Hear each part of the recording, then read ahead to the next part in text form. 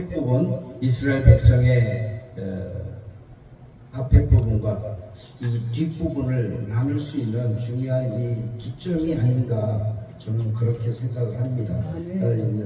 애국 땅에서 이스라엘 백성들이 살아왔던 그 모습을 보고 하나님께서 이스라엘 백성들을 일깨우시고 이스라엘 백성들이 사실은 무엇을 해야 되는 사람의 백성들을 출애굽을 시키는 이후 오늘 17절의 말씀을 보면은 백성이 전쟁을 하게 되면 마음을 돌이켜 애국으로 돌아갈까 하셨습니다. 이 말씀을 시작해서 이스라엘 백성들은 아직도 하나님과 하나됨이 없는 그러한 상태를 알 수 있습니다. 그러면서 하나님께서는 이스라엘 백성들이 하나님과 더불어서 하나 됐을 때 어떻게 해주시느냐, 오늘 말씀 따라서 낮에는 구름 기둥 밤에는 불기둥으로 백성 앞에서 떠나지 아니하신다라는 약속과 더불어 그렇게 행하시는 하나님을 우리는 알 수 있습니다. 이런 하나님을 보고 그러면 이 뒤에 우리의 이 뒤의 내용도 우리는 다 알지요. 그렇게 하나님이 구름기둥 불기둥으로 인도하셨는데도 불구하고 이스라엘 백성들은 정말 많은 것을 체험하고 우리가 지금 살아가면서 체험할 수 없는 그 엄청난 홍해가 갈라지는 기적도 체험했던 그들이 그 이후에도 하나님께서는 늘 구름기둥과 불기둥으로 인도하셨음에도 불구하고 이들의 삶은 하나님이 해주시는 만큼 10%도 아마 따라가지 않았던 걸로 저는 생각을 합니다. 분명히 구름기둥 불기둥으로 인도했는데 이들의 삶은 늘 모세가 또 하나님 만나러 올라간 사이에 또 딴짓을 하고 우상을 섬기고 그러면서 그 출애굽 이후에 하나님께서는 구름기둥 불기둥으로 인도하시고 계시는데도 불구하고 배가 고프면 가져온 식량 다 떨어져서 배고프다고 난리치고 그 홍해를 건너면서 그 엄청난 기적을 봤음에도 불구하고 또 지나서 고기가 먹고 싶다고 앙탈을 버리지를 않는 이 이스라엘 백성들의 삶을 보면서 어떻게 이럴 수 있을까라고 우리는 이야기를 합니다. 그런데요, 우리의 삶을 보면서 과연 우리는 이스라엘 백성들하고 다르다라고 이야기를 할 수 있을까요? 저는 그런 고민을 해봤습니다. 만약에 저도 이스라엘 백성 그때 살았으면 하나님 감사합니다라고 살았을까요? 아마 저도 저들과 더불어서 불만 가득한 삶으로 어떻게 보면 더 앞장서서 그 누구보다도 더 앞장서서 배고픈데 밥도 안 주고 내가 이스라엘 땅에 애국 땅에서 그래도 그냥 편안하게 가족들과 잘 먹고 잘 살았는데 그렇게 소리 지르며 아마 앞장섰을 거라고 생각이 듭니다. 그러한 이스라엘 백성들에게도 끊임없이 하나님께서는 사랑으로 감싸주시죠. 그런데 이 말씀을 제가 여러분들과 나누고 싶은 것은 저의 삶이 그렇다라는 거예요. 지금 방금 전에 말씀드렸듯이 저의 삶 또한 그랬을 것이다 라고 얘기했지만 실질적인 제 삶도 거기에서 벗어날 수 없었다라는 것이요. 제가 지금은 여러분들 앞에 이렇게 말씀을 나누고 있지만은 저는 하나님을 만난 게 이스라엘 백성들이 그 광야 생활을 한 40년 그 40년보다도 조금 더 늦은 42년 42 됐을 때 제가 하나님을 만났습니다. 그러니까 저도 광야 생활을 40년을 한 거죠. 하나님을 모르고 정말 죄인으로 살면서 하나님을 배척하고 그런 삶을 살았습니다. 그런 삶이 하나님 모를 때는 제가 그래도 나름대로 잘 낫다고 생각을 하고 살았습니다. 나름대로 뭐 이것저것 하면서 학교 생활도 하고 직장 생활도 열심히 하면서 나름대로 저는 괜찮았다라고 생각을 했어요. 물론 그 과정 가운데는 제 마음 깊숙한 곳에서는 하나의 저에 대한 약점이 자리 잡고는 있었지요. 제가 어렸을 때부터 그렇게 평범한 삶을 살지는 않았습니다. 어렸을 때 이제 저희 어렸을 때 대부분 다 그랬지만 참 힘든 과정을 살았고 달동네도 살아봤고 그러면서 나름대로 조금 환경을 변하면서 그래도 조금씩 윤택한 삶을 살기 시작한 게 이제 중학교 때부터 제가 조금 그러한 가난한 삶에서 벗어난 삶을 살기 시작을 했어요. 근데 그 기점에서 가장 중요한 건 뭐냐면 그게 윤택한 삶을 살게 됐던 그 과정이 저희 어머님이 그 전에는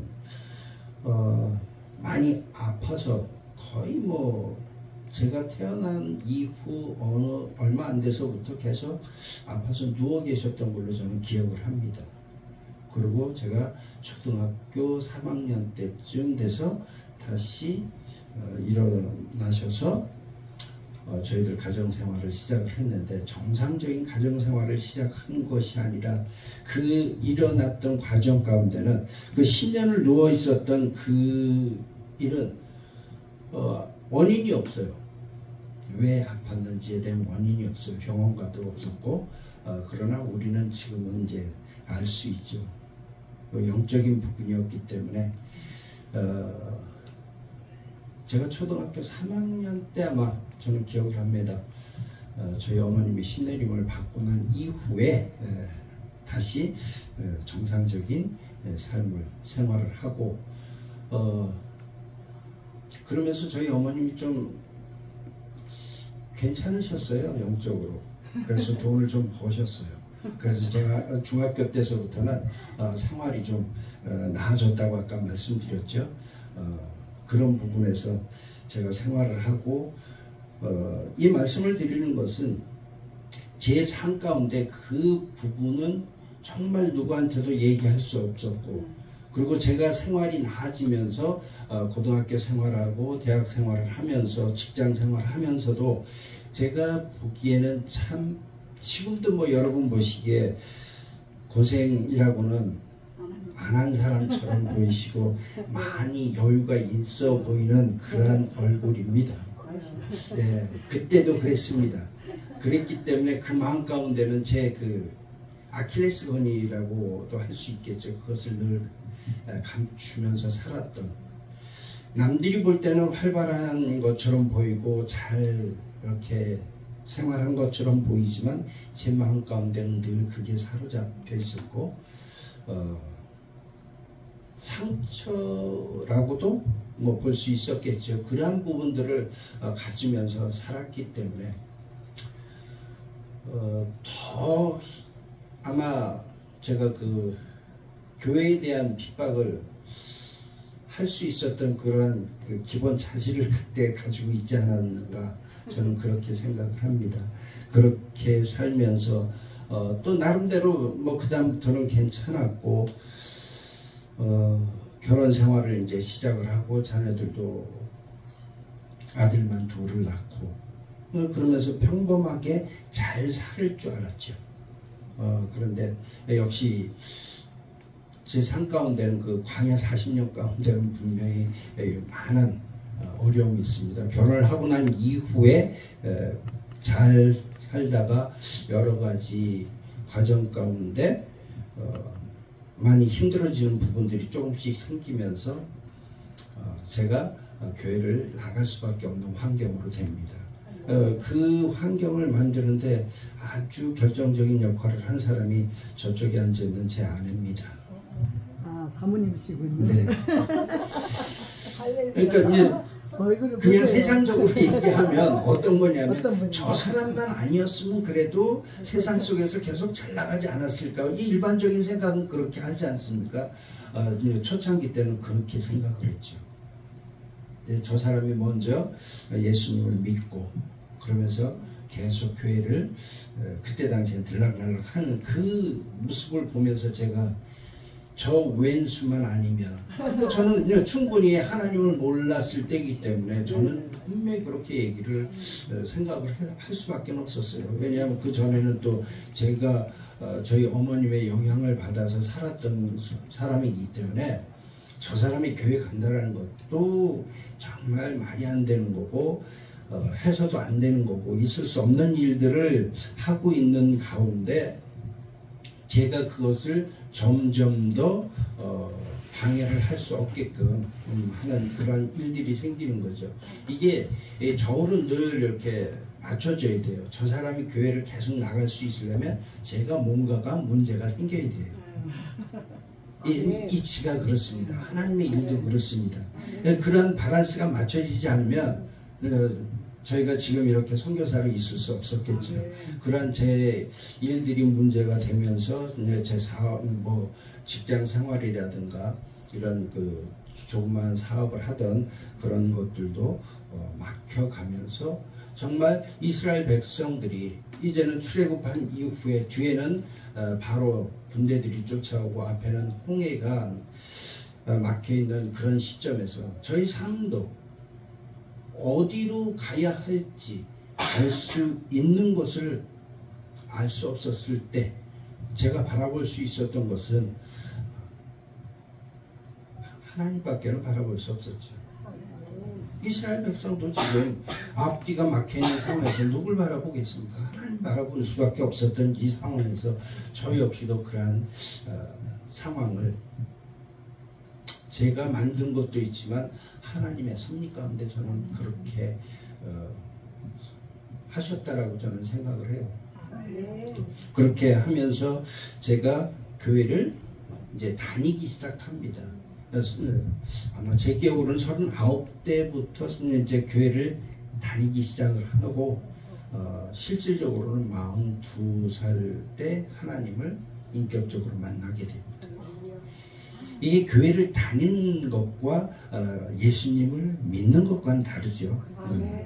그래서 교회를 다니는 건 열심히 다니지는 않았지만 나름대로 가정의 평화를 위해서 아니면 제가 어떤 그 순간순간에 살아가기 위한 방편으로 교회를 다니는 걸로 그렇게 했고 한 1년 반 정도 지난 다음에는 일단 다니니까 다니는 거 표시만 내는 게 아니라 뭔가를 좀 해볼까 하는 그런 생각도 들고 그런 과정 가운데 좀 더 이제 적극적으로 교회에서 생활하는 것들도 하게 됩니다. 그러면서 하나님을 이렇게 만나는 그 시점이 되고 그 하나님을 만난 이후에 정말이지 저는 어떻게 이럴 수 있을까라고 제가 놀랄 정도인데 주변에 있는 사람들은 오죽하겠습니까? 본인이 나도 이게 있을 수 없는 얘기다라고 이렇게 생각을 하는 이 부분 제가 하나님을 인격적으로 만난 이후에 저의 삶은 변하고 이 하나님을 조금 더 정말 제대로 좀 알고 싶다라는 마음이 들기 시작하면서 또 하나 자리 잡기 시작한 것은 하나님만을 위해서 사는 것이 무엇일까라는 생각을 하게 돼요. 그러면서 제가 섬기던 교회에서 제자 양육 시스템을 시작을 하면서 제가 많은 것을 배우고 그러면서 하나님의 그 비전을 품기 시작합니다. 막연하게 선교사 정확하게는 처음에는 그런 의미를 몰랐습니다. 그러나 뭔가 하나님께서 주신 그 사명을 감당해야 되겠다라는 그런 생각을 갖고 열심히 공부도 하고 셀몬도 참석하고 예배란 예배는 아마 다 참석을 했을 거예요. 그리고 찬양단도 하면서 열심히 교회를 섬기고 그런 것에 최선을 다하는 그 과정 가운데 이것은 보여주기 위한 것도 포함되고 정말 하나님과 하나 되어서 제가 사명을 감당해야 되겠다라는 것을 이제 만들어가는 과정 가운데 있었던 거죠. 그런 어느 날 하나님께서는 저에게 사명을 주십니다. 딱 뭐 길게도 얘기 안 하셨어요. 그때 당시에 딱 정확하게 한 8,000명 모여있는 집회를 참석했을 때 엄청난 그 찬양을 하고 있을 때 뭐 옆에서 얘기하는 것도 들리지 않습니다. 경험하셨죠? 그런 가운데 한 5초간의 정적이 일어납니다. 그러면서 하나님께서 딱 한마디 하시는 거예요. 가라. 아멘. 뭐 그때는 그 분위기상 어떻게 제가 대답할 수 있겠습니까? 가라고. 아무도 뭐 안 되는 그런 상황에서 네 알겠습니다라고 대답을 한 이후에 다시 음악 소리가 들리기 시작하는 거예요. 저는 너무 흥분이 되잖아요. 그래서 모든 걸 저 사람한테도 얘기하고 뭐 거기 부목사님한테도 얘기하고 담임 목사님 찾아가서 전 가야 되겠습니다 그랬더니 담임 목사님이 이런 뭐 정신 나간 놈이라고 생각하셨죠. 근데 저는 그게 당연하다고 봅니다. 제 자신도 그때 당시에 그 상황을 어떻게 말로 설명을 할 수가 없어요. 그런 이후에 정말 이제 훈련을 받고 나는 가야 되겠습니다. 그때 당시에 저의 상황은 모든 것이 이제 저희 아들 둘하고 아들 둘이 이제 그때 당시에 결정했을 때가 큰애가 고2, 작은애가 중3 그런 상황에서 나는 선교를 가야 되겠다. 그렇게 결단을 하고 기도하면서 준비를 하고 있었고 아이들한테도 이제 물어봤죠. 학교를 그만두고 나랑 같이 갈래? 아니면 니들은 남아서 여기서 공부를 할래? 그랬더니 그들이 가겠다 그래서 그러면 가자. 그렇게 해서 훈련을 받고 준비를 하는데 선교사로 나가려면은 파송교회가 있어야 되잖아요. 그런데 저희 섬겼던 교회에서는 그 파송교회를 해줄 수 없다는 거죠. 왜냐하면 저는 충분히 이해가 됩니다.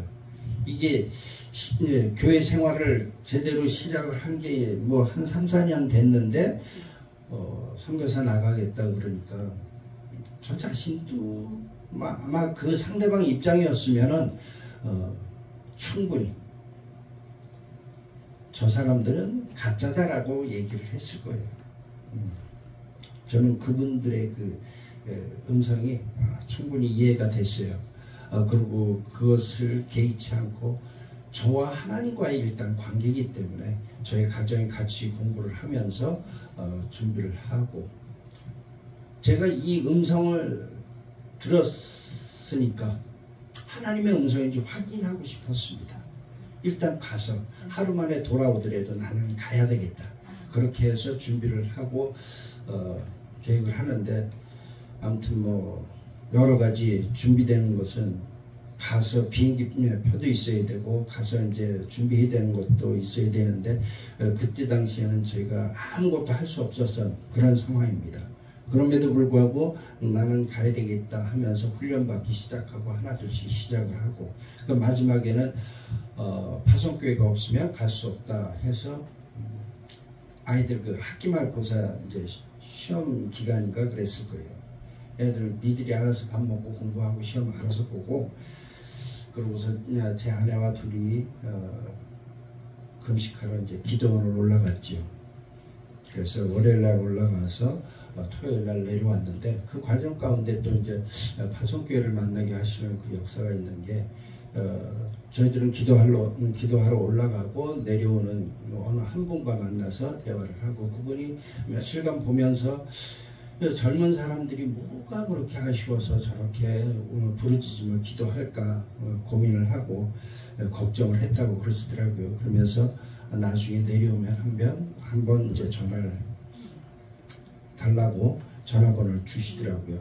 근데 이제 나중에 알고 보니까 그분은 그분 교회에서 선교사를 보내려고 마음을 먹었는데 그 교회 전도사는 생각이 없고 그래서 뭐 고민을 하시다가 기도하면서 그렇게 기도원을 올라오셨고 저희들은 파송교회를 찾으려고 어떻게든지 뭐 결론은 내야 되니까 그 허락하지 않으시면 내가 잘못 생각한 거고 내가 뭐 음성을 잘못 들었다라고 판단할 수밖에 없었던 그런 상황입니다.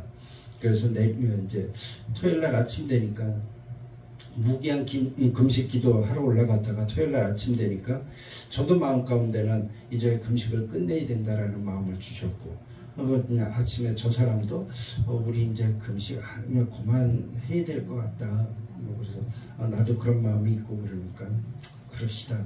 뭐 결론은 없어요. 그러나 마음은 그렇게 이제 주셔가지고 그러면 죽 먹고 내려왔지요. 그리고 이제 주일날 예배를 드리고 오후에 생각이 나서 전화를 드렸더니 그쪽에서 들리면서 이제 무슨 교회입니다 이러더라고요. 그래서 그때 거기 전화번호가 교회인 줄 알았어요. 그래서 이제 화요일날 아마 만났을 거예요. 그랬더니 이제 교회로 오라고 그래서 교회를 갔고 그분이 여자 목사님이셨고 앉자마자 그분이 하시는 말씀이 무엇이 필요합니까? 그래서 저희들은 파송교회가 필요합니다. 그러면 그것만 해주면 됩니까? 예, 저희들은 뭐 그것만 있으면 선교지로 나갈 수 있습니다. 그러면 제가 할게요. 이게 처음에 그때 시작이에요. 근데 그분도 그것을 마음에 품고 기도를 하러 올라갔는데 그 전에 꿈을 꾸셨는데 이 산에서 올라가는 두 사람의 모습 그 목사님이 내려올 때 딱 마주친 누군지 알 수 없었대요. 그 꿈에는. 그런데 저희들을 올라가면서 만났던 그 순간에 그 꿈에서 봤던 그 화면이 딱 들어맞더라고요. 그래서 그 목사님은 이미 이 사람이 하나님께서 주신 기도 응답이다라고 알고 계셨던 거죠. 저희들만 몰랐던 거예요. 열심히 저희들은 가야 된다라는 기도를 했었고 그 길을 열어주셨던 거죠. 그렇게 해서 저희가 2007년도 2월 달에 파라과이를 갑니다. 이제 이 과정이 사실은 짧게 얘기했지만 그 안에는 정말 저 사람하고 많이 울기도 하고 아무것도 없는 상태에서 집도 다 정리하고 제가 이제 뭘 하다가 다 망해버리는 바람에 뭐 이렇게 하고 가기 전에는 뭐 한 2주 동안 그냥 남의 단칸방에서 얻어서 살기도 하고 이렇게 두세 군데 전전하면서 그렇게 살고 비행기 값도 보증금 빼서 다 집어넣고 이제 가서 어떻게 해야 될지 모르는 그런 환경에도 가는 그 공항 가는 그 순간까지 하나님이 채워주시더라고요. 공항 가는데 제 안에 그 친구가 이제 그 선교 간다는 얘기를 듣고 뭘 이렇게 특별히 해줄 수 없는 그런 상황인데 마침 딸 그 학비를 준비해 놓은 게 있는데 그 딸이 또 장학금을 받았대요. 그래서 생각이 나가지고 저 사람한테 비행장 가는 그 과정에 전화를 받고 송금을 해주면서 하나님이 하신다라는 것을 제가 확인을 했고 그리고 그 주변에 한 두세 분이 같이 이제 동행을 해주셨는데 저희 교회에 같이 섬기던 분들인데 그분들이 혹시나 했지만 그렇게 가면서 그런 일들을 바라보면서 그분들 역시도 이 사람들은 하나님이 보내시는구나 하는 것을 확신을 했다고 나중에 고백을 하더라고요. 아멘. 이렇게 해서 제가 2007년도 파라과이를 가면서 이 시점은 이제는 모든 제가 광야에서 생활을 하던 거를 이제 접어들고 하나님과 동행하는 삶을 살아가는 과정 가운데 이제 구름기둥과 불기둥으로 인도하신다라는 그 확신을 들고 제가 파라과이 땅에 이제 내리게 되는 거죠.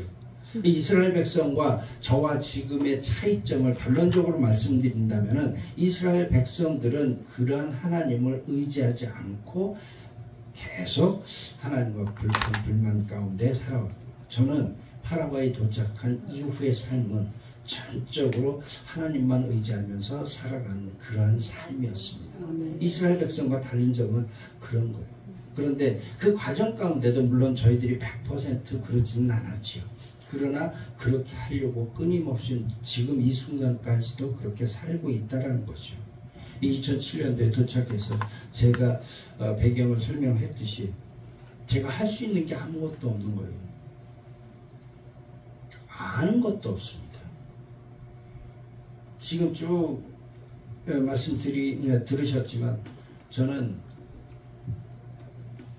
신학 공부를 한 적이 없죠.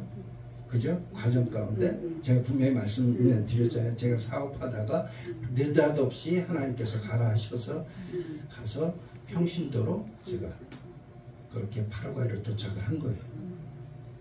그러니까 제가 뭘 해야 될지, 뭘 하고 싶은지 그것도 없고, 일단 어린이 사역을 맡아서 하는 그 과정 가운데, 물론 이제 파라과이 간 것도 사실은 이게 과정이 있어요. 저희들은 키르기스탄을 가려고 하다가 파라과이로 가게 됐는데 그 과정으로 인해서 여러 가지 변화가 있었고, 그것까지 뭐 다 말씀드리면 너무 시간이 길게 흘러가니까 일단 파라과이 도착을 했는데 할 수 있는 것들이 너무 없는 거고 아는 것도 없고 굉장히 힘들었던 그 과정 가운데 하나님을 보내셨다라는 그 확신만 들고 도착을 한 이후에 여러 가지 상황이 있었고, 그런 어린이 사역을 하려고 갔지만 그것이 준비된 대로 되지 않고 다시 그래서 이제 한인교회에서 조금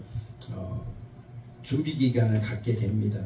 그런 과정 가운데 우리가 한인교회에 계속 다니는 것은 우리가 온 목적하고는 맞지 않는다라고 생각을 해서 계속 기도하고 있는 과정 가운데 현지인교회를 소개를 받게 됐습니다. 현지인교회 소개를 받으면서 이 나라 그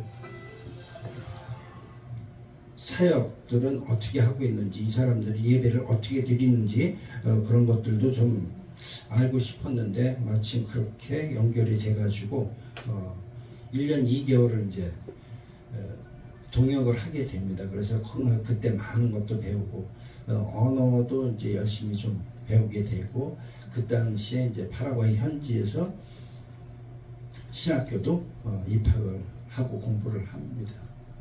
이제 제가 1년 지난 다음에 신학교를 들어갔는데 저희 아이들은 2007년도 2월 15일 날 그 파라과이 현지 시간을 2월 15일 날 도착을 해서 일주일 후에 현지인 고등학교를 입학을 합니다. 그런데 이 아이들이 언어를 배웠느냐, 저하고 똑같이 언어를 전혀 배우지를 않았어요. 그러니까 스페니쉬를 쓰는데 스페인어를 배운 적이 없습니다. 그런 상태에서 일주일 있다가 학교는 보내야 되니까 보내놓고 1년 뭐 열심히 아이들이 뭐 잘 다녀줬어요. 그런 가운데 제가 그 다음 해에 저는 파라과이 현지 그 신학교를 입학을 했습니다. 입학한 첫날 제가 딱 앉아서 있는데 교수님들이 뭐라고 얘기를 하잖아요. 근데 1년 동안 제가 언어를 배웠으면 얼마나 배웠겠습니까? 저는 전혀 배울 수가 없었어요. 조금씩 배우고 있는데 그분들이 얘기하는 건 뭔 얘기인지 도대체 들리지가 않는 거죠. 그런데 그때 이제 생각난 건 저희 아이들이에요. 저희 아이들은 이 경험을 1년 전에 도착하자마자 일주일 만에 학교를 가가지고 그 상황을 경험을 했을 거 아니에요. 근데 이 아이들이 한 번도 힘들다, 어렵다, 학교 가기 싫다라는 얘기를 안 하는 거예요. 저는 아이들은 잘 그래도 하는 줄 알았죠. 근데 그 아이들도 기초를 배우지 않고 뭐 물론 중간중간 과외를 계속 하기는 했습니다만은 그 언어라는 게 그렇게 뭐 1, 2년 사이에 회복이 되는 건 아니지 않습니까? 그런 가운데 아이들이 1년을 잘 다녀주는 게 너무 고맙고 감사해서 눈물이 나더라고요. 저는 이 처음에 앉아가지고 딱 듣는데 이 충격이 오는데 어린 그 나이에 그 아이들은 오죽했을까. 그냥 뭐 이렇게 시장에서 왔다 갔다 하고 뭐 물건 사는 걸 하는 거야 뭐 어떻게 해서든지 합니다만 공부하는 건 또 다르거든요. 그런 상황들을 겪으면서 저도 이제 그러한 과정을 겪고 공부를 하기 시작을 했죠. 그러면서 현지인 교회를 만나면서 1년 2개월 계속 하는 가운데 하나님께서 저희들에게 또 주신 마음은 교회를 뭔가 섬기기보다는 계속 복음을 전해야 된다는 것에 너무 간절함이 있었어요. 그래서 계속 기도하면서 준비하는 과정 가운데 현지인 목사님을 통해서 한 교회를 만나게 됩니다. 어느 순간 그 목사님이 이런 교회가 있는데 한번 사역했으면 좋겠다 그런 얘기를 하길래 난 준비된 것도 없고 내가 할 줄 아는 것도 없고 더더군다나 언어는 더더군다나 안 되는 상황에서 내가 교회를 맡아서 하는 건 어렵다 그렇게 얘기를 하고 뭐 식사 초대를 해서 이제 식사를 하러 갔습니다. 식사를 하러 갔는데 뭐 이런저런 얘기를 하면서 사진을 보여줘요. 그런데 그 전에 제 아내가 그러한 그 복음을 전해야 된다는 그런 것 때문에 같이 기도하면서 그러다가 이제 꿈을 한번 꿨죠. 그 이제 뭐 본인이 뭐 이런저런 얘기를 하고 이렇게 했다라고 얘기를 하는데 저는 듣고 이제 뭐 그런가 보다 하는 것만 알고 있었죠. 그런데 그 현지인 목사님이 사진을 보여주는데 저 사람이 꿈꾼 얘기를 해준 거예요. 제가 이렇게 보니까 많이 비슷해요. 그래서 이거는 당신이 좀 봐야 될 것 같아. 그리고 제가 저 사람 불러서 보여줬어요. 그랬더니 자기가 쭉 보더니 이거 내가 꿈꾼 거하고 많이 비슷한데 그래도 어디냐고 이렇게 물어보니까 한 15분 정도 차를 타고 가면 된다고 지금 볼 수 있느냐 그랬더니 그때 7시 반쯤 됐을 텐데 거기 사람 있으니까 볼 수 있다고. 그래서 이제 그 밤에 직접 가서 봤어요. 그때 저 사람이 다 둘러보고 뭐 이렇게 하면서 하는데 95%가 꿈꾼 데하고 너무 똑같아요. 저는 할 수가 없는데 제가 목회를 해본 경험도 없고 할 수 있는 그런 환경도 아닌데 일단 하나님의 음성으로 듣고 그러면 이걸 그냥 저는 못합니다 하고 할 수는 없는 과정 가운데 있더라고요. 그래서 그러면 기도해보자. 뭐 아이들도 기도하는 것도 좋고 그래서 뭐 아이들도 하는 얘기가 우리 둘째가 지금 전도사로 있는데 그 아이가 그때 한 얘기가 저는 아직도 기억을 해요.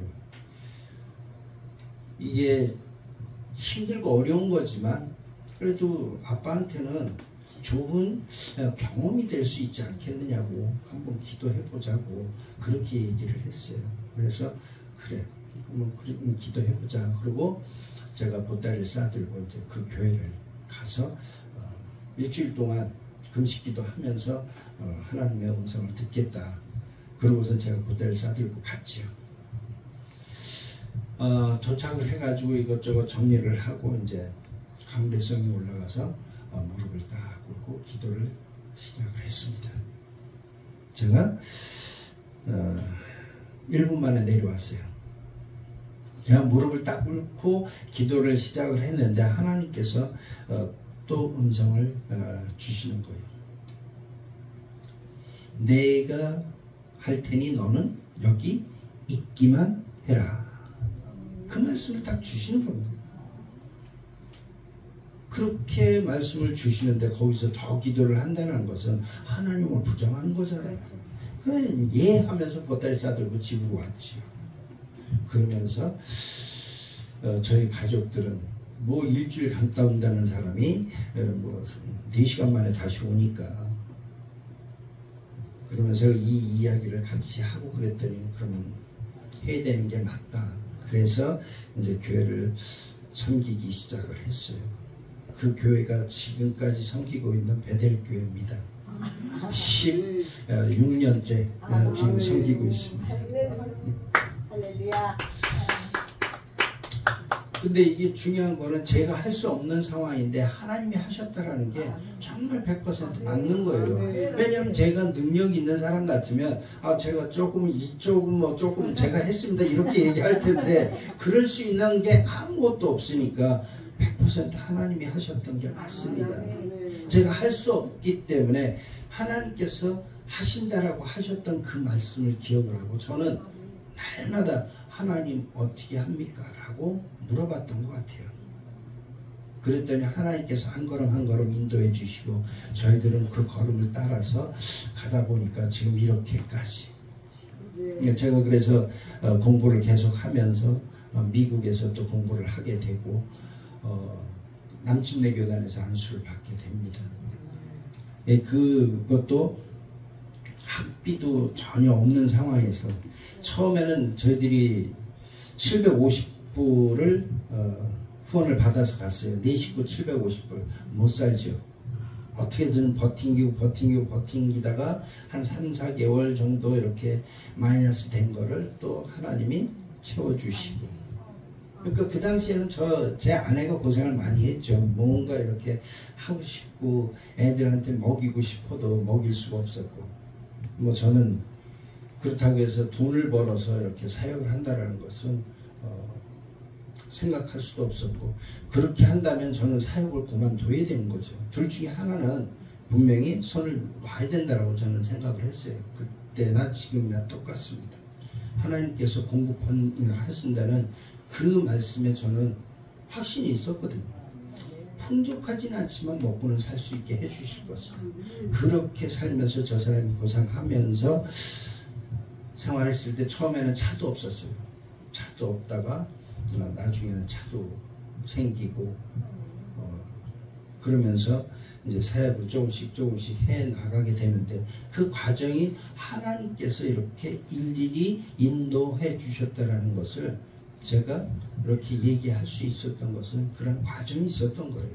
이런 모든 게 정말 어떻게 표현할 수 없는 그러한 것들도 있습니다. 이제 차를 사가지고 한 번은 교회를 가는데 저 사람하고 둘이서 이제 차 타고 가는데 그때 돈이 없으니까 타이어를 중고를 갈아꼈거든요. 그럼 열심히 잘 썼습니다. 그렇게 쓰고 이제 가는데 하루는 갑자기 타이어가 펑크가 난 게 아니에요. 찢어졌어요. 완전히 찢어졌습니다. 저 사람하고 둘이서 순교할 뻔했습니다. 그래가지고 주유소 지나가는 그 길에는 주유소 앞에만 복귀가 돼 있어서 갈 수 있었고 나머지는 이제 그 물 내려가는 또랑이죠. 그게 있어서 그쪽으로 아마 들어갔으면 둘 다 뭐 살 수 없었을 거예요. 나름대로 저도 이제 침착하게 그때 80에서 90km 정도 달리고 있을 때예요. 그래서 마침 지나가는 차가 없었고 그래서 갓길로 세우면서 저도 나름대로 침착하다고 생각을 하는데 딱 그렇게 해가지고 차를 세워놓고 나니까 뒤에 이제 스페어 타이어가 있잖아요. 이제 그런 걸 갈면 되는데 순간 그걸 생각 못하고 뭐 이제 타이어 고치는 집을 막 찾게 되더라고요. 한 1분 만에 정신 차리고 차 뒤에 그런 게 있지. 그러고서는 이제 그걸 정리를 하고 다시 이제 교회를 갔는데 그런 과정도 참 겪으면서 하나님께서 그래도 우리를 아직은 쓰시려고 하시는가 보다 그런 확신을 또 가지면서 그렇게 생활을 하고 교회를 계속해서 섬기면서 이제 제가 가장 힘들었던 거는 말씀을 좀 더 깊이 알고 싶었던 거예요. 그 말씀을 제가 너무 많은 시간들을 이렇게 공부를 하지 못했기 때문에 그것을 좀 더 알고자 했는데 하나님께서는 또 그 기회를 주셔서 제가 이제 공부를 할 수 있게끔 신학교도 보내주셨지만은 별도로 하나님의 말씀을 배울 수 있는 그런 기회를 허락하셔가지고 그 말씀을 깨닫고 그 말씀이 진짜 이렇게 좋을 수가 있나라는 것을 깨닫기 시작하면서 또 우리 교회 성도들이 보이는 거예요. 저들 또한. 왜냐하면 파라과이는 캐톨릭 국가였거든요. 92년도에 아마 해지된 걸로 알고 있는데요. 어렸을 때부터 그 캐톨릭 문화에서 살고 있었기 때문에 하나님의 말씀을 제대로 알지 못하는 그들에게 하나님의 말씀을 잘 가르치는 것이 중요하다라는 생각을 하게 됩니다. 그래서 그들을 말씀으로 저도 배우고 배운 것을 그들에게 나누고 그렇게 해서 지금은 저희 성도들이 출애굽기, 복음 12강, 여호수아서, 레위기, 마태복음 이렇게 공부를 한 리더들이 한 5명 있고 나머지는 3권, 2권 이렇게 계속해서 공부를 하고 저희 교회는 출애굽기를 공부를 하지 않으면 세례를 받을 수 없습니다. 제가 공부를 했어요. 지금 저하고 같이 공부하기 시작한 게 한 10년 되거든요. 저희 교인들은 그렇게 공부를 하면서 저희 교인들이 다른 교인들을 다시 가르치면서 계속 이 말씀 공부를 합니다. 그래서 말씀을 배우고 말씀을 또 그렇게 지켜 나가면서 사는 것. 말씀만 배우는 게 중요한 게 아니라 그들의 삶이 말씀으로 변화되는 게 더 중요하잖아요.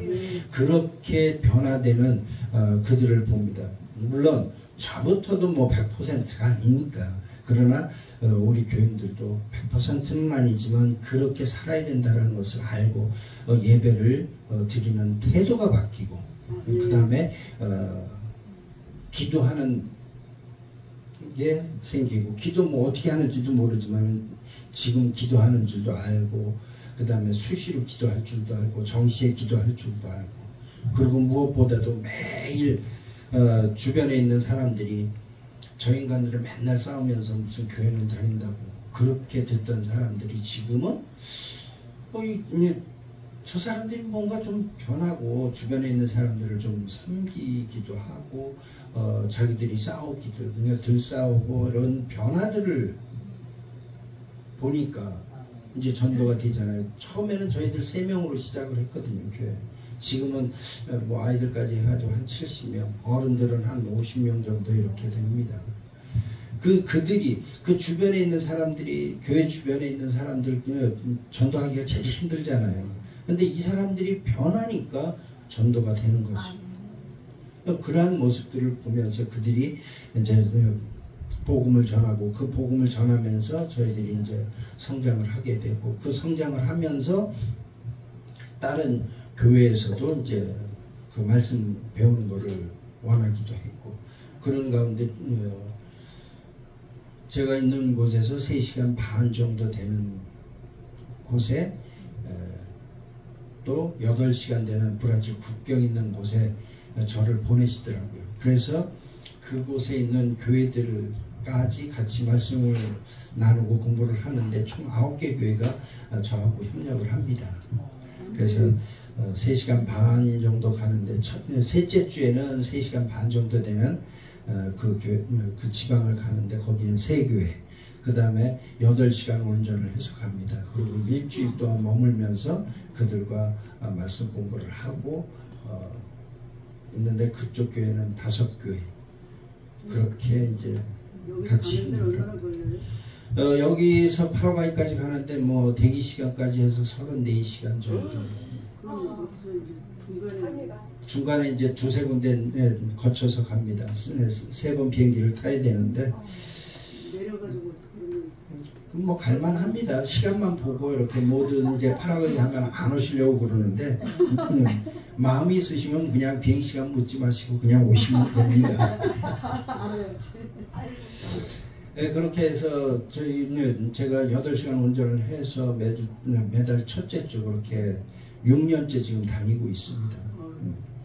여러 가지 환경은 어렵지만 하나님께서 그것도 명하신 것이라 저는 순종하면서 갔고 지금까지도 그 일을 감당케 하시니까 그렇게 말씀을 깨닫게 되고 그 왜 이제 브라질 국경 쪽에 있는 교회들이나 이런 목회자들이 같이 공부를 하기를 원하냐면 그들이 사실은 신학교를 다 졸업하지 못한 분들이 너무 많아요. 제가 알기로는 한 70-80%는 제대로 졸업을 하지 않고 사역을 하시는 분들이 있는 걸로 알고 있습니다. 그리고 저하고 협력하는 그 목사님들 가운데도 지금 대부분이 아직 신학교 다 졸업하지 못하신 분 2년 공부하고 3년 공부하고 중단되신 분들, 그러니까 그들이 뭔가를 좀 하고 싶은데 자기들도 공급받는 게 없잖아요. 그리고 직접 공급을 받으려면은 8시간을 아니면 밤새서 버스를 타고 와서 공부를 하고. 그런데 중요한 거는 저는 제 생활을 일을 안 해도 그 일을 할 수 있게끔 하나님의 은혜로 하고 있지만 그들은 생업이 달린 문제이기 때문에 며칠씩 이렇게 쉴 수가 없잖아요. 그러다 보니까 그냥 자기네들이 배운 것 어디서 이렇게 들을 수 있는 그것만 가지고 하다 보니까 그들에게 말씀으로서 모든 것을 이렇게 좀 권위를 내세울 수 있는, 하나님 말씀으로 인해서 그들의 삶이 변화시킬 수 있는 그러한 파워가 좀 약하죠. 그러다 보니까 이제 같이 공부하게 되고, 같이 공부하다 보니까 그들에게도 하나님의 그 능력이 전해져서 그들 교회들도 많이 변합니다. 일단은 주일날 예배가 저녁에 있었어요. 그들이 하루 종일 놀다가 저녁에 이제 예배를 드리는 건데, 저희 교회도 아침으로 예배 시간을 저희들이 사역하면서 바로 바꿨고, 그 다음에 다른 교회들도 저녁 시간 예배를 아침으로 바꾸게 되고, 올해 이제 3월달, 4월달에 이제 다시 시작하게 된 교회가 있는데, 그 교회는 바꿨으면 좋겠다라고 얘기를 하고 제가 한국을 들어왔거든요. 그 들어와 있는 동안에 예배 시간을 바꿔버린 거예요. 바꿨다고 저한테 연락이 왔더라고요. 그게 제가 바꾸십시오라고 해서 바꿔지는 게 아니라 말씀을 공부하고 깨닫고 나니까 왜 하나님께 첫 시간을 드려야 되는가, 그런 기본적인 것도 알게 되는 거잖아요. 그래서 말씀 때문에 그들이 변하는 거죠. 제 능력이 뭐 제가 돈을 뭐 이렇게 뭐 많은 걸 나눠준다고 해서 그들이 변하느냐, 절대 안 그렇습니다. 우리 선거할 때도 그렇잖아요. 예를 들어서 돈을 받았다고 해서 그 사람 찍습니까? 아니잖아요. 그들도 똑같습니다. 그러나 말씀으로 함께 하나가 되니까 그들도 변하게 되는 거고, 그래서 그들이 기쁨으로. 그러면서 제가 이러한 과정 가운데 계속해서 구름기둥과 불기둥을 인도하시는 대로 이렇게 해왔더니 이러한 또 열매들을 맺게 하셨죠. 마지막으로 이 열매를 맺게 하면서 저는 지금 16년 처음 만난 그 교회를 사역을 하고 있는데, 내년에는 현지인 목회자한테 이양을 하려고 준비하고 있습니다. 그냥 일반적인 목회자가 아니라 그 친구는 제가 중학교 때 만났어요. 그리고 저하고 계속 신앙생활 같이 하면서 공부하고 지금 대학교 4학년, 신학대 4학년, 내년이면 졸업합니다. 그리고 안수를 받게 되고 그렇게 하는데, 그러면 왜 내가 이양을 해야 되느냐 하는 것을 말씀드리는 거는, 물론 처음서부터 하나님께서는 저에게 주신 비전 그리고 명하신 그 플랜이 그렇습니다. 어느 정도 세워지면 현지인에게 이양을 하고 그 이양을 하기 위한 준비를 처음부터 하게끔 하셨어요. 그래서 저는 거기에 따라서 준비를 하게 되고, 그러면 16년 사역을 했으면, 함께 이제 교회를 사역을 했으면 편안하게 사역할 때가 됐지 않습니까? 그런데 하나님께서는 이양을 하고 새로운 비전을 주십니다. 8시간 가는 그 브라질 국경 쪽에 하나님의 비전 센터를 세우라고 2년 전서부터 마음을 주셔서 그 마음을 갖고 기도를 하는 과정 가운데, 저는 뭐 돈도 없고 땅도 없고 아무것도 없는데 하나님께서 하라 하시니까 예 알겠습니다. 지금까지도 그래 왔듯이 하나님께서 주신 그 말씀대로 움직였고, 그런 가운데 작년 9월에 땅을 구입할 수 있도록 허락해 주셨어요. 그래서 지금 이제 땅을 한 200평 정도 준비가 됐습니다. 이제 땅이 준비가 됐으니까는 이제 건물을 지어야죠. 그런 과정 가운데도 제가 할 수 있었던 건 아무것도 없어요. 이제 땅은 주셨으니까 감사합니다. 열심히 또 기도하면서 기다리고 있는데, 올해 하나님께서 이제 가서 건축에 대한 것을 입을 벌려 하나님께 구하고, 그 다음에 많은 사람들에게도 함께 나눌 수 있는 그러한 기회를 허락해 주셔서 올해 이렇게 나와서 이 일들을 감당하고 있습니다. 지금 1억 5천 정도 예산을 갖고 있는데 지금 나와서 이렇게 하는 과정 가운데 씨앗 헌금도 10% 이렇게 해주시고 계속해서 그 마음을 품고 기도해 주시고 계속해서 또 마음을 함께 하겠다라고 약속하시는 분들도 계시고 물론 이제 10월 2일 날 돌아갑니다. 그런데 뭐 인간적인 마음 같아서는 아직도 50%도 뭐 못 채웠는데 이것을 어떻게 할까 뭐 고민하고 매달리고 그러고 있을 수 있겠지만 저는 지금까지도 하나님께서 하신다 하시는 것에 대한 의심을 그 어떤 것도 작은 것부터 큰 것까지 해본 적이 없습니다. 제가 건축을 물론 교육관도 했습니다만 그 부분도 제가 먼저 교육관을 짓겠다라고 마음먹었던 것도 아니고 하나님께서 필요하니까 교육관을 지어라.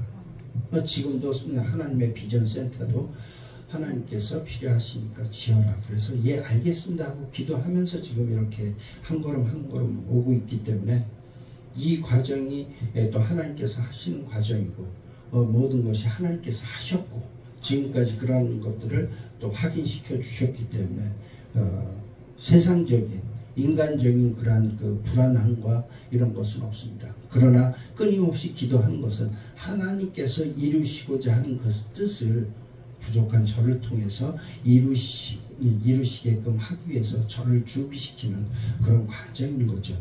그래서 계속 기도하면서 준비를 하는 겁니다. 그래서 이 모든 이 과정이 하나님께서 구름 기둥과 불 기둥을 인도하신다는 그 확신을 갖고 제가 파라과이 땅에 도착했을 때부터 지금 이 순간까지 그 어떤 어려움 사고가 나서 뭐 죽을 뻔했던 일도 있고 정말 쌀이 없어서 남한테 손을 벌려야 되는 그런 상황도 겪었고 여러 가지 일들도 있었습니다만은 그러한 것들까지도 하나님께서는 한 번도 놓치지 않고 저희들을 붙잡아 주셨고 이끌어 주시고 그런 사소한 일들 때문에 저희 부부가 투닥투닥 하기도 합니다. 그럴 수밖에 없잖아요. 그런 가운데도 하나님의 은혜를 또 체험할 수 있게 하시고 그러면서 지금 이 순간까지 오게 하시고 제가 아무것도 할 수 없는데도 불구하고 저는 이제 목사가 되고 선교사로 이렇게 있으면서 목사 안수를 받고 그러면서 여러분 앞에 이렇게 하나님께서 하신 일들을 나눌 수 있게 하신 것은 제 능력이 아니라 하나님 말씀에 순종하고 하나님께서 이끄시는 대로 한 걸음 한 걸음 나가시는 그 발걸음을 쫓아갔더니 제가 이렇게 서 있는 거예요. 여러분 앞에. 여러분들 한 분 한 분이 얼마나 대단하십니까? 제가 오늘 아침에 찬양하고 이렇게 딱 앉아 있는데 이 일당 120분들이잖아요.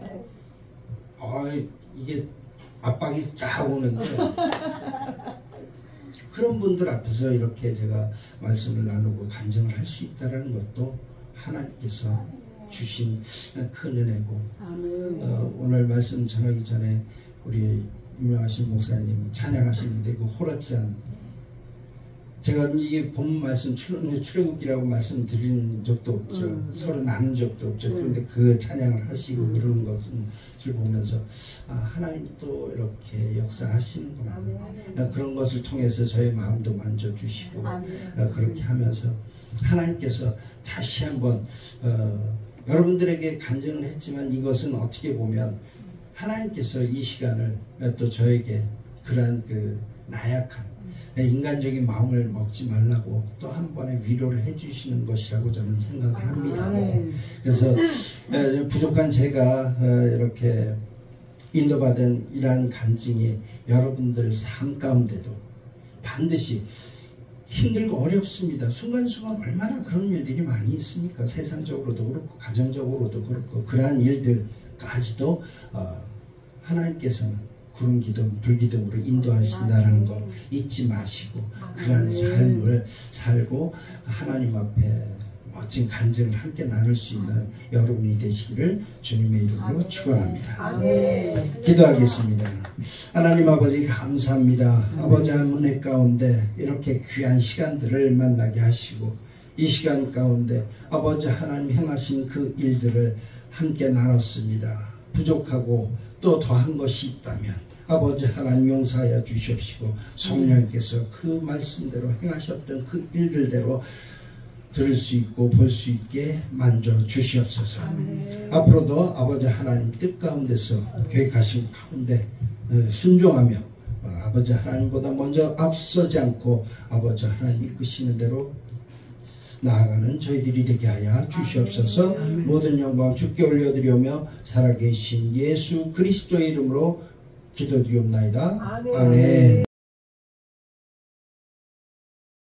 결단하는 우리 모든 아버지 하나님의 자녀들 머리 위에 이제로부터 영원토록 함께 하실지어다. 아멘.